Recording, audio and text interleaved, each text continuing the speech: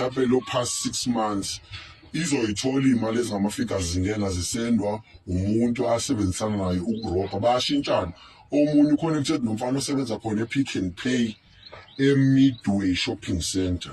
Lo sifana uyena futhi ngayo uqhamuka yazokhipha lezi imali bezidle nabo ndawonye. Kodwa imali ibalula mayikhishwa umuntu osemoney market cashier noma money market clerk.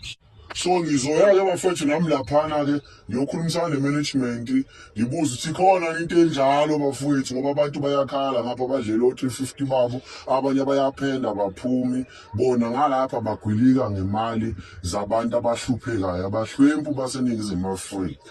Sizoya khona ngizonitshela futhi mase ngiphakathi uma udaba lubahlula imanagement yakhona sizolunyusela phezulu kwaba abaphethe cause abantu bayakhala lemnyango imali zabo kuhambe bebhampa. Njengamanje kulezi insuku badlenye imali abayibiza nge-Y code, kungena nje amaphara abafana bamaphara bethunyiwe shuthi nogabhadiyo ngaphandle ukuthi abamkhiphele leyo imali, bese lo sisi bembuyisela bona mhlawumbe nge-lunch yakhe noma ngelokhu nje, okanye bemfakele e-bank account azidle.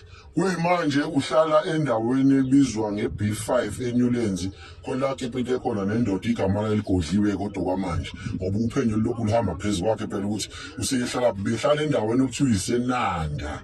Behlala endaweni okuthiwa isenanda. Nasephejini lakhona ngizothi futhi ukuliposta lento so lethi bezosisiza ukuthi lo sisatholakala phela abantu noma si-advise ogogo emakhaya ukuthi abashintshe amakhadi, bayeke ukusebenzisa ikhadi leseposini nelibhala usasa nje, abavula ama-bank account, iy'mali zabo zingene direct from uhulumeni ziye kuma-account abo.